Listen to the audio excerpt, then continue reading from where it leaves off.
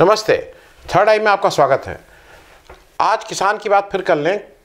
लखनऊ में महापंचायत हो रही है, राकेश टिकैत आए हैं और ये लखनऊ की महापंचायत शायद 26 अक्टूबर या उसी के आसपास होनी थी। कटिया की वजह से, कटिया मतलब किसानी का काम है, इस समय कटाई चल रही है, उसके चलते इसको पोस्टपोन किया था और अब वो किसान पंचायत यहाँ हो रही है। तो एक तरफ तो मोदी जी ने किसान कानून वापस करने की बात कह दी है, दूसरी तरफ किसान अपने हिसाब से अपना एजेंडा चला रहे हैं।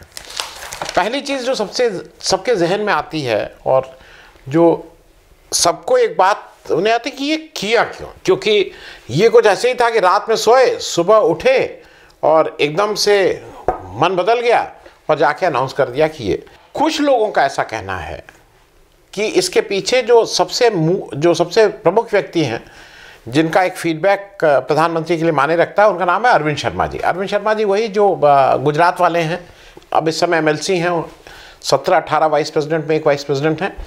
उन्होंने शायद कोई एक सर्वे उनके माध्यम से या उनके सुपरविजन में हुआ और उन्होंने मोदी जी को ये ऑनेस्ट फीडबैक दिया कि किसान आंदोलन को लेके लोग बहुत आक्रोशित हैं, आपके वोट कट रहे हैं, वेस्टर्न यूपी में आपके एमएलए, आपके बीजेपी के वर्कर्स और गांव में नहीं घुस पा रहे हैं, इसलिए आवश्यक है कि आप इसको वापस ले लीजिए, ऐसा कुछ लोगों का कहना है। दूसरा एक फैक्टर ये भी माना जा रहा है कि जो सुल्तानपुर की मीटिंग हुई प्रधानमंत्री की, उसमें बहुत सी जितनी कैपेसिटी की बात हुई थी उतनी कैपेसिटी भर नहीं पाई और क्राउड बिल्कुल अनरिस्पॉन्सिव था। तो वो डरा धमका के ये कह देना तो ठीक रहता है कि उत्तर प्रदेश में ये हो रहा है, ऐसा ऑल लॉ एंड ऑर्डर, लेकिन आप नारे पे रिस्पांस तो डरा धमका करके नहीं कर सकते हैं, वो भी एक कारण था। मैं बीच में फिर मैं भूल जाऊँ, इससे पहले मैं बीच में फिर कह दूँ, भाई आप लोगों से आग्रह है कि इस चैनल को थोड़ा सब्सक्राइब करें, मेंबरशिप ले लें और अगर हो सके तो वन टाइम सपोर्ट भी कर सकते हैं, आर्थिक सहयोग, उसके सारे डिटेल्स नीचे हैं। दूसरा जो इसका एक तो ये हो गया, तो इसका ये एक चीज़ बिल्कुल क्लियर है कि यूपी का इलेक्शन इस समय मोदी जी के नाम पे लड़ा जा रहा है। वो जो पहले था कि योगी जी आगे रहेंगे, योगी जी के नाम पे, वो सब खत्म है। अब यूपी का इलेक्शन केवल और केवल मोदी जी के नाम पे है। और इसकी बानगी आपने 2-3 दिन पहले जो लखनऊ में रहने वाले हैं, अब केवल होर्डिंग्स नहीं लगी, केवल होर्डिंग्स नहीं लगे, आपकी कटआउट भी लगे पूरे लखनऊ शहर में। वो जो हमारे प्रधानमंत्री जी का अच्छा वाला एक है ना, शॉल कुछ स्टाइल में लेके नीचे तक वो लहराता हुआ, उसकी होर्डिंग पूरे शहर में लगी थी, मतलब कटआउट, होर्डिंग नहीं कटआउट लगा हुआ था। तो ये बिल्कुल स्पष्ट है कि ये चुनाव मोदी जी के नाम पे है। और ये भी तय था कि चुनाव और चुनावी एक कारण है जिसकी वजह से ये निर्णय मोदी जी ने लिया है। अब दूसरी बात ये आती है कि जैसा उम्मीद थी कि वो मोदी जी ये कह देंगे कि किसान कानून वापस ले लिया, लोग तुरंत उठेंगे, बोरिया बिस्तर समेटेंगे, टेंट बांधेंगे और घर चले जाएंगे। ऐसा कुछ नहीं हुआ। कल मैं उस पर भी बताऊंगा, कल संयुक्त किसान मोर्चा ने अपनी एक बैठक की है, बाकी लेटर के साथ साथ 6 उन्होंने डिमांड जो हैं वो रखी हैं, उस पर बात करने के लिए कहा, इत्यादि इत्यादि। अच्छा, ये क्यों नहीं विश्वास हो रहा है? मैं याद थोड़ा सा आपको कराऊंगा, नोटबंदी हुई थी, याद है भाषण कि क्या 15-20 दिन की, 1 महीना वो जो बोले थे, और नहीं तो चौराहे पे खड़ा होके क्या क्या कर देना, मैं वो भी लगा दे रहा हूं। भाइयों बहनों, मैंने सिर्फ देश से 50 दिन मांगे हैं, 50 दिन। 30 दिसंबर तक मुझे मौका दीजिए मेरे भाइयों। अगर 30 दिसंबर के बाद कोई मेरी कमी रह जाए, कोई मेरी गलती निकल जाए, कोई मेरा गलत इरादा निकल जाए, आप जिस चौराहे में मुझे खड़ा करेंगे, मैं खड़ा होकर के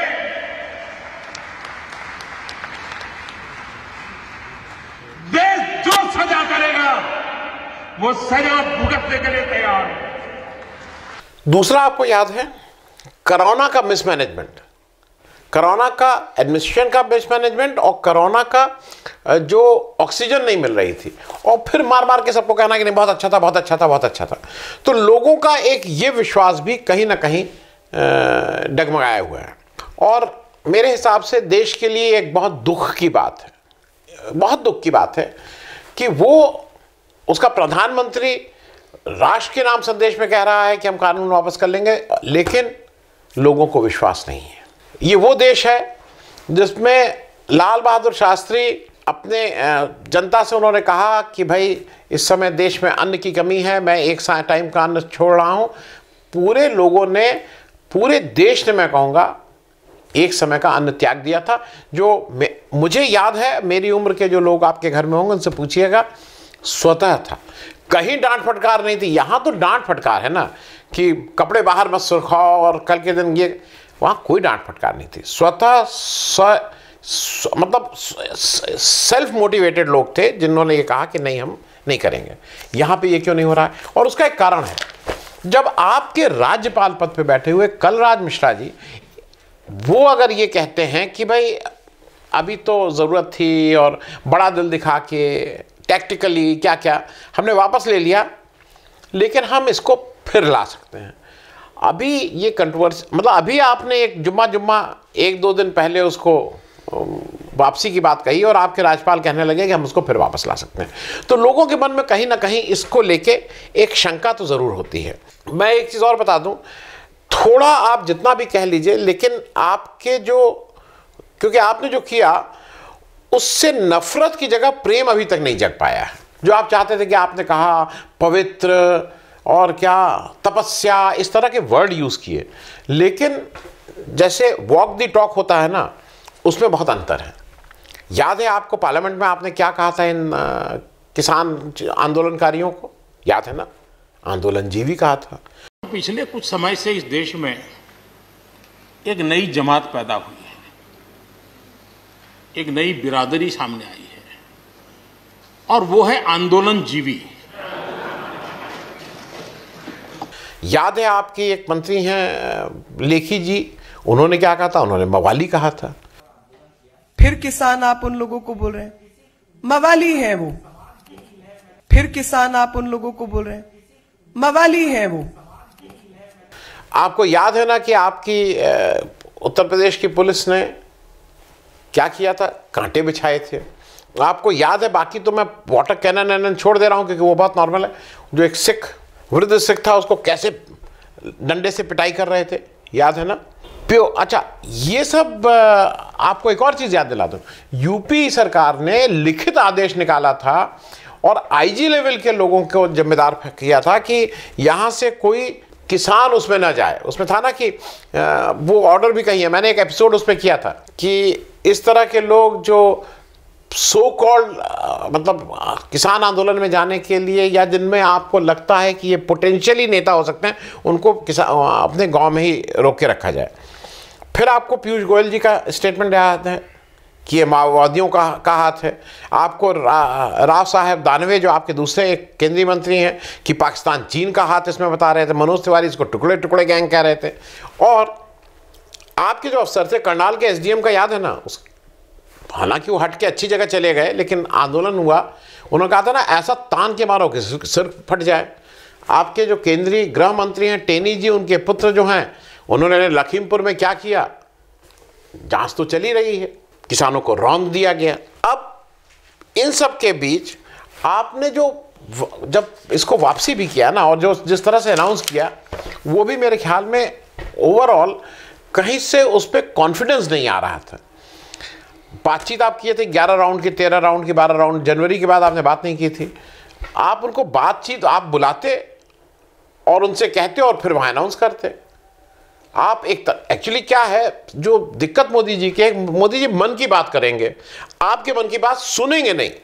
ये सब कुछ वन वे कम्युनिकेशन रखना चाहते हैं भाई। इस तरह के उसमें जहां आपको लग रहा है कि आपकी तपस्या नहीं पूरी थी और पवित्र थे, तो अपवित्र लोगों का जो उद्देश्य था, जो तपस्या में भंग डाल रहे थे, उनको बुला के पूछिए तो भाई, तो मेरी इतनी अच्छी तपस्या है, तुम इसमें भंग डाल रहे हो, तपस्या भंग करना चाह रहे हो, क्या क्या कारण है? तो कुछ तो बात करते, लेकिन नहीं, वो वन वे कम्युनिकेशन होना चाहिए। केवल मैं बोलूँ, आप सुनिए। अब जो संयुक्त किसान मोर्चा है, उसकी रणनीति यह है, पहला उसने जो पत्र लिख दिया है उसने प्रधानमंत्री को, उसने कहा है कि एमएसपी कैसे लागू होगा ये हमें बताइए, और ये सिर्फ बताइए नहीं, टाइम बाउंड मैनर में होना चाहिए, क्योंकि आप कमेटी के थ्रू करेंगे, क्या करेंगे क्या नहीं करेंगे। दूसरा उसका कहना यह है कि इलेक्ट्रिसिटी टैरिफ का जो बात थी, वो ऑलरेडी जब बातचीत हुई थी आप लोगों से, नरेंद्र सिंह तोमर से, तो उसके बारे में हम लोग एक मत पे पहुंच गए थे, एक राय कायम हो गई थी। लेकिन आप उस पर भी नहीं कुछ काम कर रहे हैं। आप तो पार्लियामेंट में उस पर डिस्कशन पे रखे हुए, अभी भी उस पर नहीं विड्रॉ हुआ है। पराली जलाने पे जो पोल्यूशन वाला था, जिसपे एनसीआर खास करके दिल्ली और उसके रहने वाले लोगों का है, उसके बारे में भी एक कि संयुक्त किसान मोर्चा और जो हमारे नरेंद्र तोमर साहब जो बात किए थे, उनमें भी एक बात बन गई थी, एक डिसीजन पर राइव हो गए थे, वो भी नहीं इम्प्लीमेंट किया गया है। फिर ये सब तो पुराना ही चल रहा था। लेकिन उन काले कानून, एमएसपी के अलावा जो अभी बातें जुड़ी हैं, उसमें यह है कि ये जो 700 लोग आपकी सरकार की संवेदनहीनता की वजह से या लेट डिसीजन की वजह से जिन्होंने शहादत दी है, उनको तो कॉम्पनसेट होना ही चाहिए। आपको उनको कॉम्पनसेट करना चाहिए। कोई कह रहा है 2 करोड़ दो, कोई कह रहा है 1 करोड़, लेकिन कॉम्पनसेशन उसके बारे में क्या है। फिर जो फेक के आपकी सरकार ने हरियाणा में, उत्तर प्रदेश में, जहाँ जहाँ चल रहा है, बहुत से केसेस किसानों के ऊपर लाद दिए हैं, तो उन केसेस को वापस होना भी एक एजेंडा में है। और सबसे बड़ी बात, जो टेनी जी हैं, जिनके लड़के ने ऐसा, मतलब वो तो गिरफ्तार है ही हैं, उनके ऊपर जांच चल रही है कि उन्होंने कैसे किसानों के ऊपर जीप चढ़ाई, उनको मार डाला, वो अभी भी केंद्रीय गृह राज्य मंत्री बने हुए हैं। और ऐसा इन किसानों का मानना है कि जब तक वो वहाँ रहेंगे उस पद पे, निष्पक्ष जांच नहीं हो पाएगी। तो उनकी टेनी जी की तुरंत बर्खास्तगी की बात है।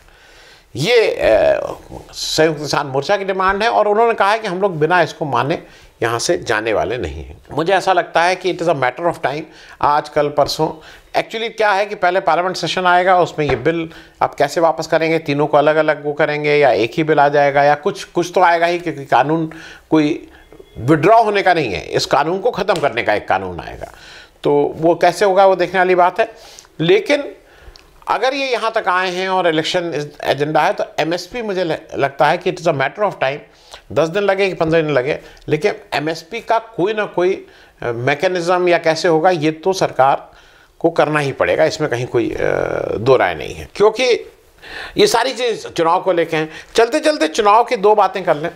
एक बात तो वरुण गांधी जी का एक पत्र आया है, जो आपके पार्टी के सांसद हैं, उन्होंने आपको पत्र लिखा और उन्होंने, अगर उसमें से वरुण गांधी नाम हटा दिया जाए तो लगेगा कि कोई किसान मोर्चे पे बैठे हुए किसी किसान नेता का पत्र है। जैसे सतपाल मलिक की अगर कोई स्पीच सतपाल मलिक का नाम ना सुने और केवल सुन ले, शक्ल ना देखे, तो लगेगा कोई किसान, जो संयुक्त किसान मोर्चा या इस तरह के किसान जो धरने पे बैठे हैं, उनकी स्पीच है। उसी तरह से वरुण गांधी का पत्र भी वैसा ही लगता है। अब एक और चीज़, आप मतलब चुनाव पे इतना फोकस हो जाते हैं कि जैसे होता नहीं, बाकी सारी चीज़ें खो देते हैं।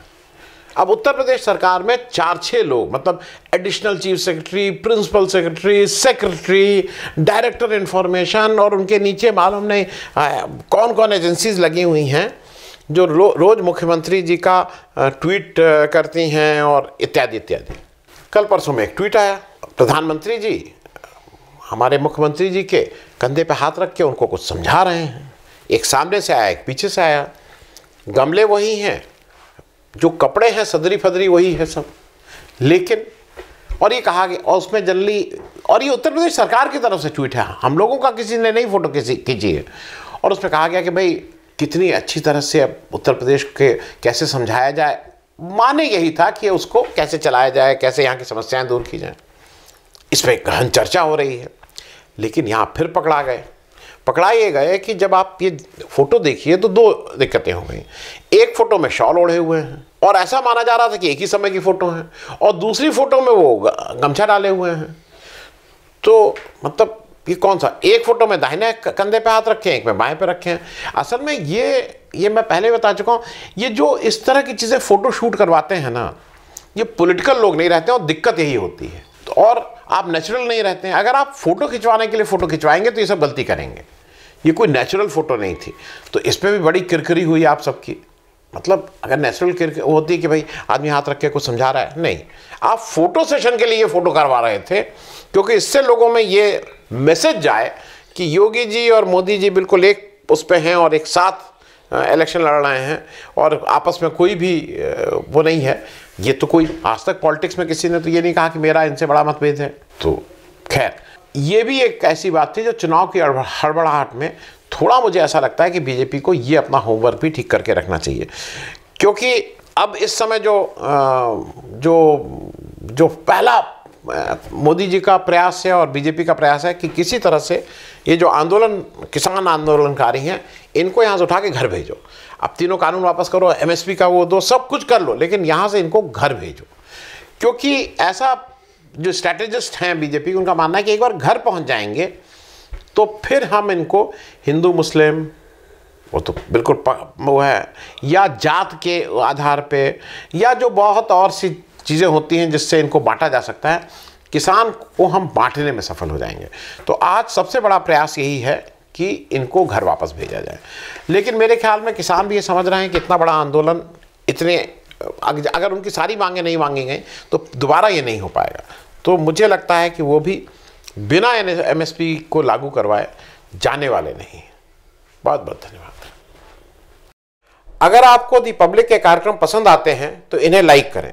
अगर आप इस वीडियो को YouTube पर देख रहे हैं तो चैनल को सब्सक्राइब करें, और अगर आप इसे Facebook पर देख रहे हैं तो दी पब्लिक के पेज को लाइक करें। अगर आप चाहते हैं कि हम निष्पक्ष पत्रकारिता को जारी रखते हुए आपसे जुड़े मुद्दों पर सवाल उठाते रहें तो हमें सहयोग करें। आपका छोटा से छोटा सहयोग भी इस मुहिम को जारी रखने में हमें ताकत देगा।